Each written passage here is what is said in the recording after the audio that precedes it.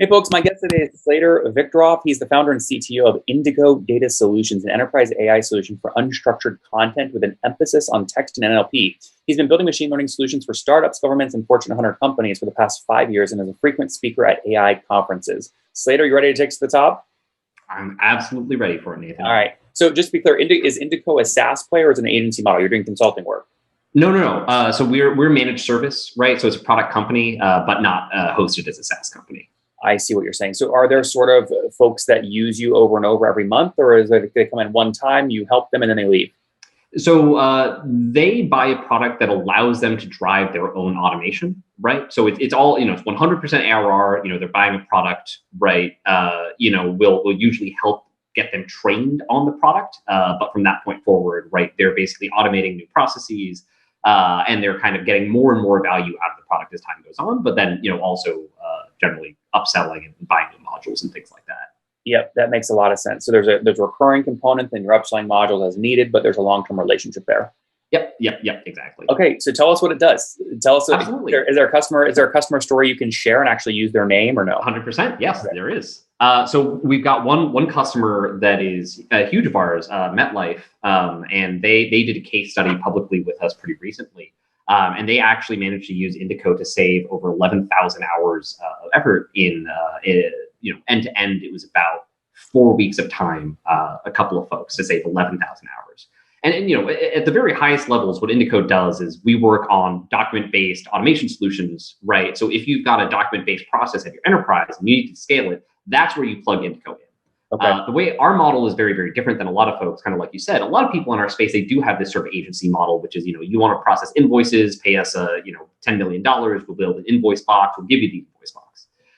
We work really, really differently. We give you a platform that lets your subject matter experts build the invoice box themselves in 2 weeks, right? But then the real power of that is instead of just stopping at invoices, because organizations, you don't have one unstructured use case, you've got hundreds of different kinds of documents, loan applications, right, flowing all throughout your business. So it's a really, really scalable model that fundamentally empowers sort of these non-technical subject matter experts to use this very, kind of complex AI technology to productively make their lives better at the end. And is that the primary use case, or like fintech companies doing loans at scale or documents flowing through DocuSign that you can manage and organize? Yeah, it's I'll say it's less the content management, right? So less on the DocuSign, more, what are the 200 data points we need to pull out of this loan application for our process, right? Yep. But yeah, BFSI is a huge focus of ours. So, I mentioned MetLife, but also Putnam. They're another customer of ours. That's Boston local. But it is also broad. You think any company of sufficient scale, they start to have these BFSI use cases internally. So Cushman Wakefield, they're another really big customer of ours, right, on the property side. Yep. And we actually have another customer that we are processing over 50 million mortgage, title, and deed documents for all 3,000 counties across the United States. Is that your critical usage metric, number of documents processed per month? That's a really, really key one. There is a trade-off in volume and complexity. So, higher complexity documents, the numbers don't have to be as high. We really focus on time on task, time saved, right? That's really kind of the ROI metric for us. Yeah. Do you have the number for the total number of documents processed through Indico last month? So because we're not SaaS, I can't report on all of our customers in aggregate. What I will say is our largest customer in terms of raw volume, right, is processing 1 billion items a year with us. Item is a contract? It's not a contract in this case, but it's a document. Okay, interesting, super interesting. Okay, this is great. Now, I think folks understand sort of where you're playing, the space you're in. Help us understand sort of SMB, mid-market enterprise. What's the average customer paying you, per month or per year? Totally. So we're very enterprise focused, right? So, stepping for the product is, on the lower 6-figure range, right? Annual contract. There are some step-ins there as well. We have some spread amongst our customers. So I would say it really starts about there. And then, our very kind of highest customers, right, get into 7-figure contract, 3 to 5 year kind of structures. Yep. No, that's obviously sort of a healthy spread. You sort of see parallels in your revenue because of that. When you are signing a multi-year deal, do you give up your ability to drive expansion revenue if they fall more in love with the product, or are there natural accelerators in year 2, year 3, year 4? Yeah, so we've got natural accelerators. We tend to do it in a really usage-based way. So everything for us right now is based around seats. So the idea is the more you use Indico, the more people are going to be using the product, the more processes you're automating, right? The more value you're getting, and then you will kind of increase more. So the main levers for us really are the volume of documents you're processing, right? Obviously that's important. That's really tied to compute. Right, the number of people you've got plugged into the process, right? You also imagine, these are happening in a kind of complex enterprise. So we also have a really big developer focus as you kind of plug these into your other enterprise systems. Give me, now that we get the product and sort of the customers, help me understand like day one. When did you guys launch? So this is actually the second time I've been on this podcast. So we did the first, what I'll call Indico V1 was back in 2014. And actually, if folks go back and look at the you said 2014? 2014. Yep. Why do I have 20? I thought last time he came on, which by the way was back in 2017. So that was almost 2,100 episodes ago in terms of what we recorded. Oh, I love that. I thought you said 2011, but I could have been wrong. No, so that's when I got into the space personally, right? Okay. But Indico was founded in 2014. I see. Yeah. Okay. Yeah. So Indico was founded in 2014, and I would call that Indico V1, which was that developer-focused piece. As in that kind of customer. We were really trying to get to $1 million in revenue, right? We couldn't quite do it. The developer-focused go-to-market was not working out for us. That gave birth to Indico V2, which sort of came about very, very soon after conversation. So we brought in Tom Weil as a CEO, right? I shifted over to the CTO role, and that really was the start of our enterprise go-to-market. Right. So really, really shifting, saying instead of being APIs, we're really going to make this a product that is accessible to the user. Right. And so that kind of initially launched, and we got a Gartner Cool vendor in 2019. Right. And, we've had a really, really nice success. I would say 2020 really was the year that let us know we were on a rocket ship. Mm-hmm.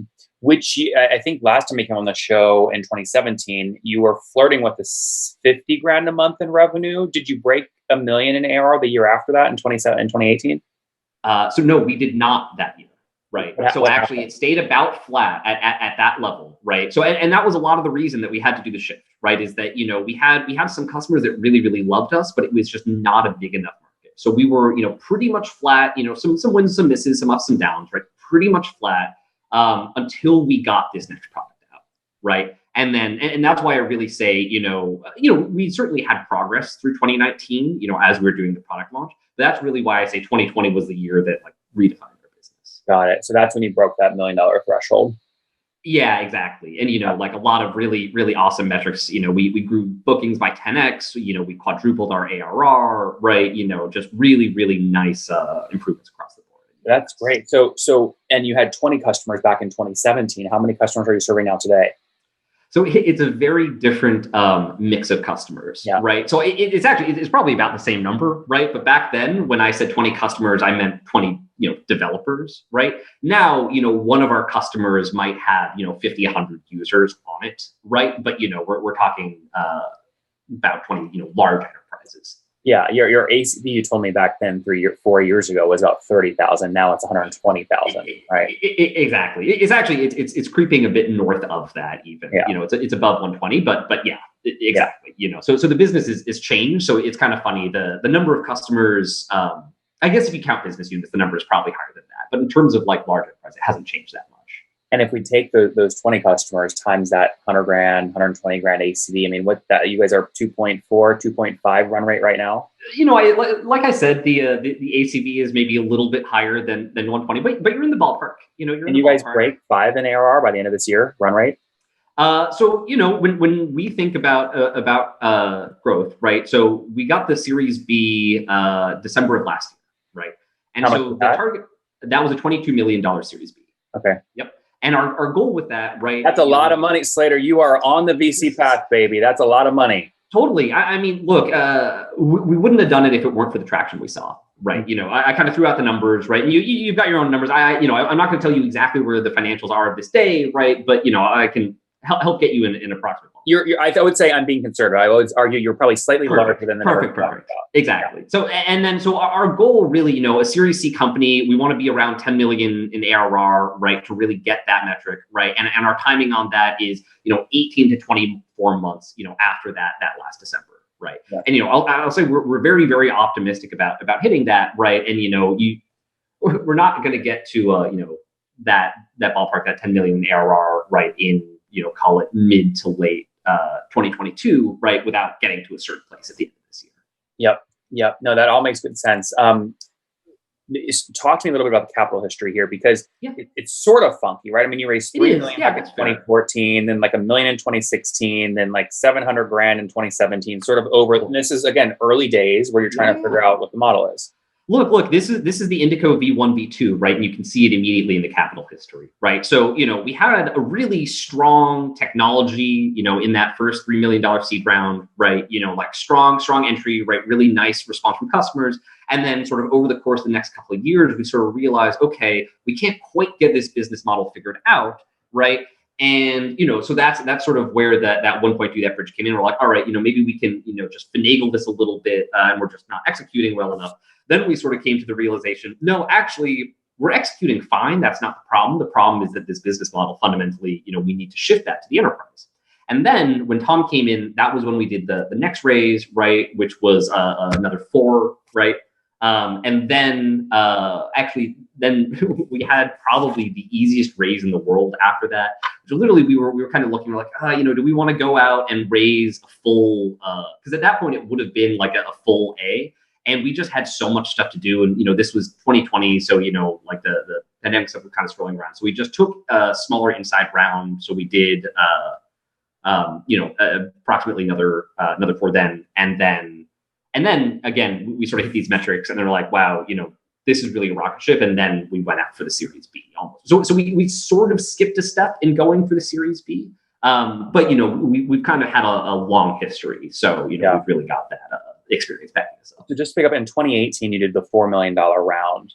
And then the next round was the 2020 $4 million, another $4 million. Yes. Yeah, that's correct. I see. So about 35 million total raised to date. Yep. Yeah. Interesting. Okay, cool. And look, I mean, when I look at the cap structure and I look at like some of the things you've described, you have a new CEO who came in, which, by the way, that's a whole discussion, right? On how we can have a whole episode on that. But how are you managing your personal dilution? I mean, you're doing what you love, you're working with developers, but you also want to make sure you still have some equity left at the end. I mean, are you diluted like crazy? Totally. I mean, look, anyone who gets to a company of this size is going to be diluted, right? I mean, I've got, honestly, I've got enough equity for me, right? It's always hard to say, right? Exactly what metric I should be using. What do you think most founders at your stage are? Like, do you think, it's a win for them if they still have 20% equity? I think most founders at this stage aren't at the company anymore. Is my honest answer, right? And so I will say that, of the founders that get to, a successful series, it really, really, I think of it less as me personally and more what do the founders own in aggregate, right? Because, it also just varies a lot if I'm a How many founders are there? We've got 3 founders. Okay, got it. Yeah. So I won't tell you exactly what percentage I own, right? My fundamental view is that as a first-time founder, you're going to get diluted as you go through the rounds, right? You should expect to get diluted, call it 30%, with each round. There will be variation there, but really my goal is to make this company as successful as possible and make the pie bigger for everyone, right? And yes, I always do the math. Okay, assuming Indico gets, kind of a part of this, am I going to make enough money? But frankly, if you're making the company big enough, you should be growing your value at least 30% round over round. So really, I look more like, is my chunk of pie, is it worth more or is it worth less? So I don't even know, honestly, what the exact percentage is. I just know, like, in an exit scenario, I'm going to be fine. Yeah. So is that how you thought about the 22 million? You sold about 30% of the business? It's super complicated, honestly, at a Series B, right? And so I don't want to reduce it to just like, we sold X chunk of the business because, there's the option pool and all that, right? But, sure, in net dilution, somewhere around that. Yeah. Well, the reason being is what I'm trying to go is, okay, they launched in 2014, 15, 16, 17. They sort of had to pivot a couple times. Revenue was around 2.5-ish million, maybe a little north of that when you did this round. So I can sort of back into a valuation multiple that you were seeing during COVID. I see. Yep. Right. Which is like crazy. Right. So it sounds like sort of 40 to 50-ish pre and something much higher than obviously with the 22 million added post, and you sold about around 30 all in. Yeah. So again, I'm not going to confirm any specific numbers, but yeah, you're in the right ballpark. Yeah. Right? I think you're thinking about the numbers about the right way. How do you go from 3 million to 10 million by mid 2022 to set yourself up for a good Series C? Right. So a huge part of it is actually our customers have been giving us such incredible feedback. Right. So a large part of that is upsell driven. We've got a really, really successful partner program. We announced with Cognizant, and we're also with the major RPA vendors. So UiPath, Automation Anywhere, Blue Prism. We've got offerings in all of their areas. Right. But really what we see as our main gap is awareness. We're all engineers. And so the problem is that our tech is really, really good. Our customers love it. They want more. And people haven't really heard of us, frankly. How many engineers, Slater, on the team? We could debate about exactly what the definition of an engineer is, but I'll call it 30. 30? Yeah. And how many are on the total team, everybody? FTEs? Yeah. So, sorry, accepted or working? Because we're growing very fast, so those numbers are a little bit. However you define it. All right, so we're rounding the corner on 60. Okay, got it. Yeah. And it sounds like hiring fast, you have to deploy this 22 million to drive growth.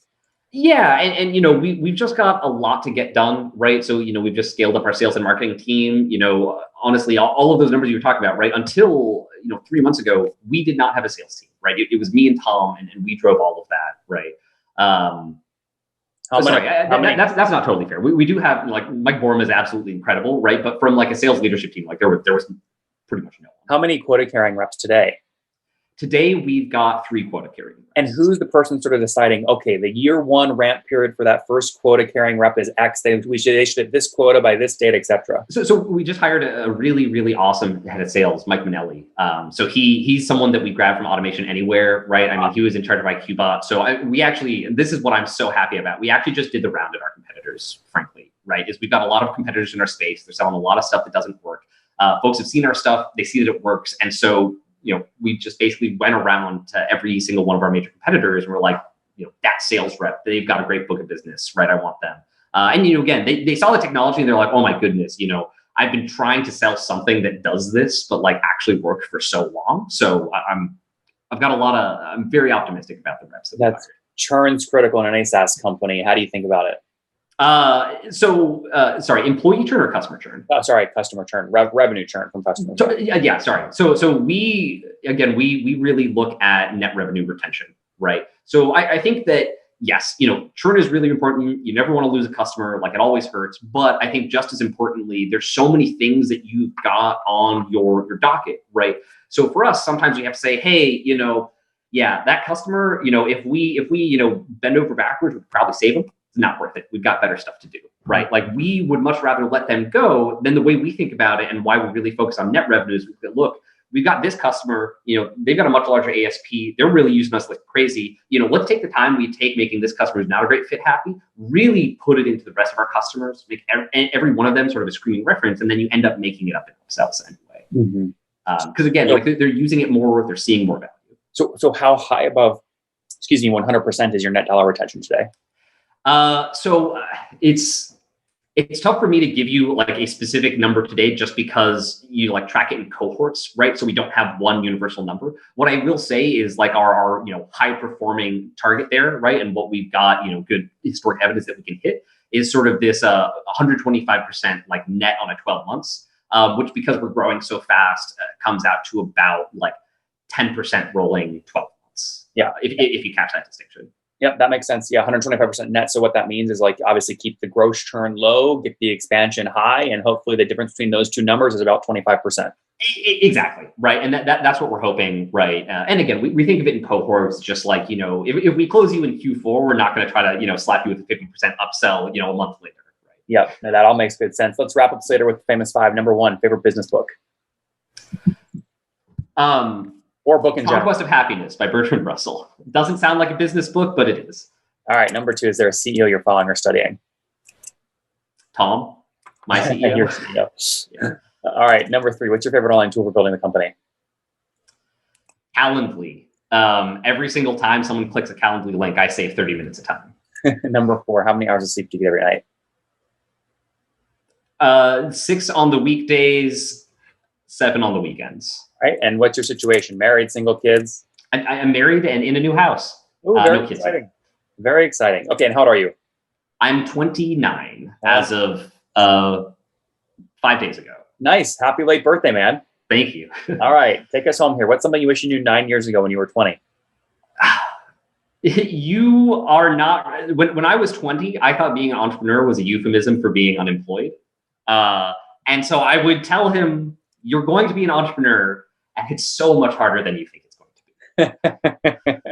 Guys, there you have it, Indico. It's harder than you think it'll be. And look, it's going from experience. 2014 launched the business, pivoted for a couple years, still around about a 600K run rate. And even in 2018, then things started to change. New CEO, different product line, more enterprise customers. Today, north of 2.5 million bucks in ARR. They raised 35 million bucks total altogether, serving about 20 enterprise accounts, helping them understand how to not just manage their documents, but pull critical pieces of data out so they can scale their businesses.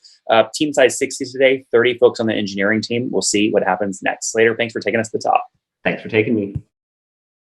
One more thing before you go. We have a brand new show every Thursday at 1 p.m. Central. It's called Shark Tank for SaaS. We call it Deal or Bust. One founder comes on, 3 hungry buyers, they try and do a deal live, and the founder shares back-end dashboards, their expenses, their revenue, ARPU, CAC, LTV, you name it, they share it. And the buyers try and make a deal live. It is fun to watch every Thursday, 1 p.m. Central. Additionally, remember, these recorded founder interviews go live. We release them here on YouTube every day at 2 p.m. Central. To make sure you don't miss any of that, make sure you click the subscribe button below here on YouTube, the big red button, and then click the little bell notification to make sure you get notifications when we do go live. I wouldn't want you to miss breaking news in the SaaS world, whether it's an acquisition, a big fundraise, a big sale, a big profitability statement, or something else. I don't want you to miss it. Additionally, if you want to take this conversation deeper and further, we have by far the largest private Slack community for B2B SaaS founders. You want to get in there. We've probably talked about your tool if you're running a company or your firm if you're investing. You can go in there and quickly search and see what people are saying.